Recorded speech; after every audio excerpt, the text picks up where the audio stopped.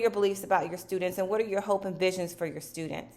So this one, they're giving a little bit longer to fill out the reflection part. Again, the deeper reflection happens at the end.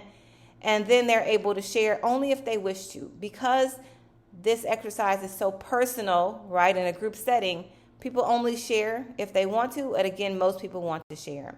So I want to share with you, participants. I conducted this earlier this year last year, 2024.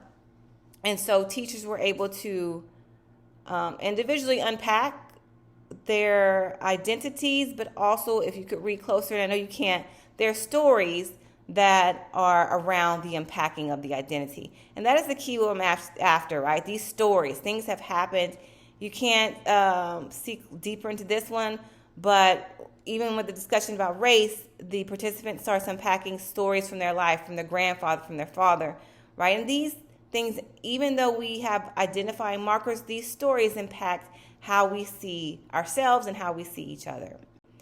And so then at the end, there's a deeper reflection, and participants go in and they also realize after doing this activity, it impacts how they see themselves, right?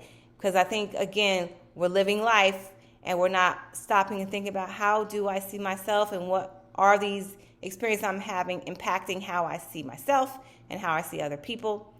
So how do you see yourself? At the end, this participant got to reflect on how she sees herself, right, as a confident person now.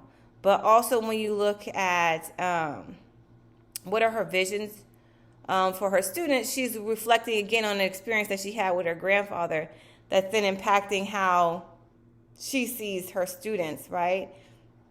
But then also, because we looked at the past, this is an opportunity to look forward to the future. And I think teachers are most grateful for this activity because they then also start to see, well, maybe the way I see, maybe sometimes the way I see my students has been clouded by my experiences. And then how do I adjust so I see them differently, right?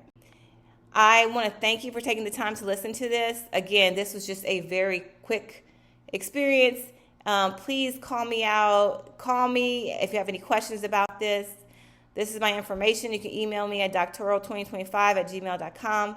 You can also contact me via cell. Thank you so much for listening. Have a great day.